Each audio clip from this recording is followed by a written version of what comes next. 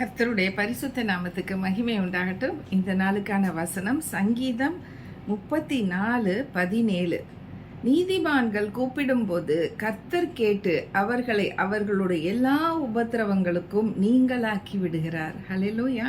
இதுல ஒரே ஒரு கமாண்டு தான் இருக்கு பாருங்க, நீதிமான்களா இருக்கணும். நீதிமான்கள் கூப்பிடும்போது தான் கர்த்தர் இப்படிப்பட்ட ஒரு ப்ராமிஸ் கொடுக்குறாரு, ஒரு கவனன்ட், ஒரு உடன்படிக்கை வச்சிருக்கிறாரு. அவர் எல்லா உபத்திரவங்கள்ல இருந்தும் நின்று அவனை தூக்கி வெளியில் எடுத்துருவார், ரட்சித்துருவாரு, காப்பாற்றிடுவார். ஹல்லேலூயா. அவனை விடுவிப்பார். அப்போ நீதிமான்கள் கூப்பிடும்போது, நீதிமான்கள், இப்போ நான் ஒரு நீதிமான், ஏன்னா இயேசு கிறிஸ்துவோடைய இரத்தத்தால் கழுவப்பட்டவள். அவருடைய சொந்த பிள்ளையா என்னை மாற்றியிருக்கிறாரு. அவர் நான் எப்போது கூப்பிட்டாலும் அவர் அது கேட்குறாரு, அதுக்கு பதில் தராரு.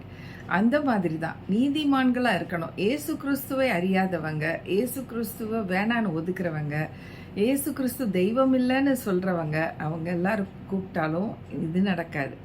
இது நடக்கக்கூடிய காரியம் யாருக்குன்னா நீதிமான்கள் கூப்பிடும்போது. ஸோ நம்ம நீதிமானாக இருக்கணும். அதான் எலிஜிபிலிட்டி. இன்னைக்கு நம்ம ஒரு ஸ்கூலில் ஒரு காலேஜுக்கு போகணுன்னா அந்த காலேஜுக்குள்ளே நுழையிறதுக்கு ஒரு எலிஜிபிலிட்டி இருக்குது. என்ன இருக்குது? நம்ம அந்த +2 படித்ததோட மார்க்ஸு அதையெல்லாம் கொண்டு போய் கொடுக்கணும். ட்ரான்ஸ்ஃபர் சர்டிஃபிகேட் எல்லாமே கொண்டு போய் அவங்களுக்கு சப்மிட் பண்ணி அவங்க பார்த்தா நீங்கள் இவ்வளோ மார்க் வாங்கியிருக்கீங்க, ஓகே உங்களுக்கு இந்த சப்ஜெக்ட் கொடுக்கலான்னு சொல்லி எலிஜிபிலிட்டி பார்த்து கொடுப்பாங்க. அது மாதிரி நமக்கு ஆண்டவர் இடத்துல எல்லா காரியங்கள்லேருந்தும் நம்ம காப்பாற்றப்படணும். எல்லா பிரச்சனைகள்லேருந்தும் எல்லா உபத்திரவங்கள்லேருந்தும் நம்ம வெளியில் வரணும்னு சொன்னால் நமக்கு ஒரே ஒரு எலிஜிபிலிட்டி ஆண்டவர் எதிர்பார்க்கிறாரு, நம்ம நீதிமானாக இருக்கணும். நீதிமான் சொன்னால் நீதி செய்கிறவன், நீதி நியாயம் எல்லாமும் விளங்கி கர்த்தருடைய காரியங்களை செவ்வனை செய்கிறவன் தான் நீதிமான். அப்போ அவனுக்கு முதல்ல அந்த ரட்சிப்புங்கிற ஒரு அனுபவம் இல்லாத வரைக்கும், இயேசுவோடைய இரத்தத்தினால கழுவப்படாத ஒரு நாட்கள், சில வருஷங்கள் இருக்கும் பார்த்தீங்களா. இப்போ நான் ஒரு 18-20 இயர்ஸ் கிட்ட தான் நான் இயேசுவை பற்றி முற்றிலுமாக ஏற்றுக்கொண்டேன், அறிந்து கொண்டேன். அப்போ இயேசுவை சொந்த இரட்சகராக ஏற்றுக்கொள்ளுகிற அந்த நாட்கள் வரைக்கும் நம்ம பாவத்தில் தான் இருப்போம். ஆனால் ரட்சிக்கப்பட்ட பிறகு முற்றிலுமாக நம்ம பாவிகள் இல்லைன்னு சொல்ல முடியாது. அப்போவும் நம்ம சில பாவங்களை செஞ்சுட்டு தான் இருப்போம். அறியாமை நிமித்தம் செஞ்சிட்ருப்போம். உண்மையிலே ஆண்டவரை முற்றிலுமாக தெரியாதது நிமித்தம் சில பாவ பிரச்சனைகள் நம்மளை அழுத்தி பிடிச்சி நம்மளை பாவம் செய்ய வைக்கும். ஆனால் அதையும் மீறி நம்ம வரும் பொழுது தான் உண்மையான ஒரு நீதிமானாக மாற்றப்படுகிறோம். ஒரு பாஸ்டர் நடுவில் சொன்னார், நீங்கள்லாம் ரட்சிக்கப்படாத பாவிகள் அல்ல, நீங்கள் ரட்சிக்கப்பட்ட பாவிகள்னு சொன்னார். அதாவது ரட்சிப்புங்கிறது கர்த்தர் கொடுத்துட்டாரு, நீதிமான்னு சொல்லிட்டாரு. ஆனாலும் பாவம் செய்யாமலா இருக்கோம். எதுக்காக நமக்கு ஹோலி கம்யூனியன் சொல்லிட்டு வைக்கிறாங்க? ஒரு சிந்தையில் கூட பாவம் செய்ய சான்ஸ் இருக்குது. நம்ம பேச்சுவார்த்தையில் பாவம் செய்ய பிரச்சனை இருக்குது. நம்ம பெரிய கொலையோ செல்லலை, கொள்ளை அடிக்கலை, அப்படி ஒரு மோசமான ஒரு வாழ்க்கை வாழலை. ஆனால் நம்மளுடைய டெய்லி லைஃப்பில் சின்ன சின்ன காரியங்களில் கூட ஆண்டவருக்கு விரோதமான பாவங்கள், இந்த வேதத்துக்கு விரோதமான பாவங்கள் செஞ்சுட்டு தான் இருக்கிறோம். விசேஷமாய் நம்மளுடைய நாவினால நம்ம நாவை அடக்கலைன்னா நம்ம பெரும் கொடூரமான பாவி. ஆண்டவர் இவர் சொல்றாரு, பவுலப்போஸ்தலன் சொல்றாரு, எல்லா பாவிகள்லையும் நான் தான் பிரதான பாவின்னு சொல்றாரு. He was a real riches man, ஒரு குட் மேன், நீதிமான், கடவுளோட ஊழியக்காரன். ஆனால் அவரே பாருங்க எப்படி சொல்றாரு, எல்லா பாவிகள், உலகத்தில் இருக்க அத்தனை பாவிகளையும் நான் தான் பிரதான பாவின்னு சொல்றாரு. ஏன்னா அவர் ஆண்டவர் அறியறதுக்கு முன்னாடி கிறிஸ்தவர்களை ரொம்ப கொலை பண்ணியிருக்காரு, ரொம்ப அநியாயம் பண்ணியிருக்காரு. அதனால தான் அவர் ஃபீல் பண்ணி சொல்றாரு பாருங்க. ஸோ நம்ம பிரதான பாவியோ என்னமோ, நம்ம பாவம் செய்கிறோங்கிறத மாத்திரம் நம்ம ஒத்துக்கணும். இல்லை நான் பர்ஃபெக்ட்னு சொன்னால் பைபிளே போட்டிருக்கு, nobody is perfect in this world. எல்லாருமே பாவம் செஞ்சு, எல்லாரும் அநியாயம் செஞ்சு, எல்லாருமே ஆண்டவர்கிட்ட தூரம் போனவங்க தான். ஆனால் ஒரு டைமில் ஆண்டவர் கிருபையாய் நம்ம மேலே இரக்கம் பாராட்டி நீதிமான் ஆக்கியிருக்கிறாரு. ஹல்லேலூயா. அப்போ இந்த ஒரு காரியம் நமக்கு இருந்துச்சுன்னா, நம்ம நீதிமான் என்கிற ஒரு பட்டம் ஆண்டவர்கிட்டேருந்து வாங்கியிருந்தோன்னு சொன்னால், நமக்கு எவ்வளோ உபத்திரம் வந்தாலும் சரி, எப்படிப்பட்ட சோதனை வந்தாலும் ஆண்டவர் அதிலிருந்து விடுவிப்பார், நீங்களாக்கி விடுவார். அவர்களை அவர்களுடைய எல்லா உபத்திரவங்களுக்கும் நீங்களாக்கி விடுவார். நான் சொல்ல முடியாது, எனக்கு இப்படி ஒரு உபத்திரம் வந்துச்சு ஆண்டவர் நீங்களாக்கலை அப்படின்னு சொல்லவே முடியாது. நீங்கள் வந்து டைம் இருக்குது, உடனே ஜெபிச்சு அடுத்த நாளே நீங்களாக்கி விடுவார்னு எதிர்பார்க்க முடியாது. அவருடைய ஆன்சர்ஸில் ஒன்று எஸ் இருக்குது, ஒன்று நோ இருக்குது, ஒன்று வெயிட் இருக்குது. இந்த வெயிட்னு சொல்கிறது ஒரு டிலே ஆனாலும் நீங்களாக்கி விடுவார், அதுதான் மீனிங்.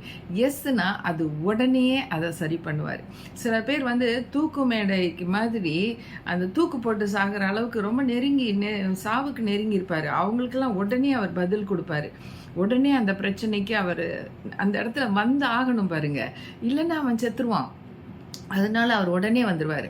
சில காரியங்கள் அதுக்குன்னு சொல்லி எல்லாரும் தூக்குக்கு அளவுக்கு நம்ம போய் நிற்கணும்னு நான் சொல்ல வரல, அந்த நெருக்கடியான சூழ்நிலையை சொல்ல வரேன். அப்படி நெருக்கடியான சூழ்நிலை வரும்பொழுது அவங்க பேசாமல் தூக்கு போட்டு செத்துடலான்னு நினைப்பாங்கல்ல, அப்படி போனவங்களை எல்லாத்தையுமே ஆண்டவர் காப்பாற்றியிருக்கிறாரு. ஹல்லேலூயா. எனக்கு தெரிஞ்சு கொடைக்கானலில் ஒருத்தர் வந்து தற்கொலை பண்ணிக்கணும்னு போனவர் அந்த ஏதோ ஒரு கடலை வாங்கியிருக்காரு. கடைசியாக கடலை சாப்பிட்டுட்டு அந்த கடலை சுற்றி இருந்த பேப்பரில் இயேசுவை பற்றி கிளியராக ஒரு வார்த்தை இருந்துச்சு.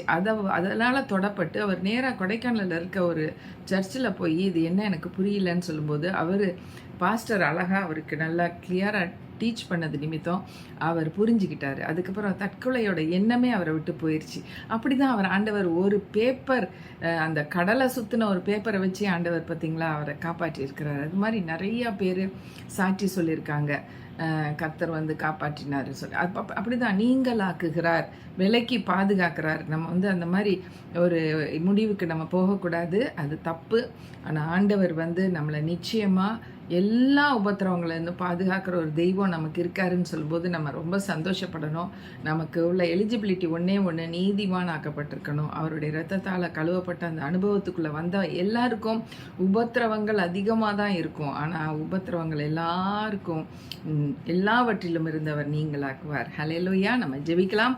நல்ல தகப்பனே, இந்த காலை வேளையிலும் கூட ஆண்டவரே நாங்கள் துதிக்கிறோம், சோதரிக்கிறோம், மகிமைப்படுத்துகிறோம். ஏனென்றால் நீங்கள் ஆண்டவரே எல்லா இருந்தும் நீங்களாக்குகிற ஒரு தெய்வமாக இருக்கிறீங்க. நாங்கள் நீதிமான்கள் கூப்பிடும்போது, கூக்குரலிடும் பொழுது, கதறி அழும் பொழுது நீங்கள் பார்த்து வேடிக்கை பார்க்குற ஒரு தெய்வம் இல்லை, உடனே நான் உனக்கு என்ன செய்யணும்னு சொல்லிட்டு ஓடி வர்ற தெய்வம். நன்றி ஆண்டவர். எத்தனையோ பேரை காப்பாற்றிருக்கிறீங்க, எத்தனையோ பேரை பிழைக்க செய்திருக்கிறீங்க, எத்தனையோ ஆக்சிடென்ட்ஸ்ல இருந்து காப்பாற்றிருக்கிறீங்க ஆண்டவர். எத்தனையோ சூழ்நிலைகள்ல இருந்து, பயங்கரமான சூழ்நிலைகள்ல இருந்து, சூழ்ச்சிகள்ல இருந்து, மனுஷர்களுடைய கண்ணி வலைகள்ல இருந்தெல்லாம் காப்பாற்றி இருக்கிறீங்க. எத்தனையோ பேர்கிட்ட பிரச்சனை எங்கள் மேலே வந்திருக்கோம், அதையெல்லாம் விலக்கி விலக்கி விலக்கி என் பிள்ளைக்கு இந்த பிரச்சனை வரக்கூடாதுன்னு காப்பாற்றி இருக்கிறீங்க, நீங்களாக்கி இருக்கிறீங்க. உபத்திரவங்கள், வேதனைகள், வருத்தங்கள், வியாதிகள், பிரச்சனைகள், கஷ்டங்கள், துன்பங்கள் எல்லாவற்றிலும் இருந்து விலக்கி பாதுகாத்திருக்கிறீங்க. கோடி கோடி நன்றி ஆண்டவரே, கோடி கோடி நன்றி அப்பா. உமக்கு ஸ்தோத்திரம், துதிக்கிறோம், சோத்தரிக்கிறோம், மகிமைப்படுத்துகிறோம் ராஜா. நீதிமான்கள் இந்த வீடியோவை பார்க்குற ஒவ்வொரு நீதிமானுக்கும் இது நிச்சயமான ஒரு பெரிய சந்தோஷத்தின் வீடியோவாக தான் இருக்கும். கர்த்தருக்கு மகிமை உண்டாகட்டும். இன்னும் நீதிமான்கள் ஆகாதவங்களுக்காக நாங்கள் ஜெபிக்கிறோம். கர்த்தாவே, உங்களுடைய அன்பை ருசிக்கட்டும், உங்களுடைய அன்பை தெரிந்து கொள்ளட்டும். நீர் யார் என்பதை அவங்க அறிந்துட்டாங்கன்னா அவங்கள விடவே மாட்டாங்கப்பா. அப்பா, அப்படி உள்ள அழிந்து போகிற ஜனங்களுக்காக நாங்கள் ஏக்கத்தோடு ஜெபிக்கிறோம். அவர்களை நீதிமான்கள் ஆக்குங்க. ஒவ்வொருவருக்கும் ரட்சிப்பை கொடுங்க. இந்த சந்தோஷத்தின் அனுபவங்களை கொடுங்க ராஜா. ஆசீர்வதிங்க. இயேசுவின் நாமத்தில் கேட்கிறோம் நல்ல பிதாவே. ஆமேன், ஆமேன். Thank you friends for watching this video and God bless you all.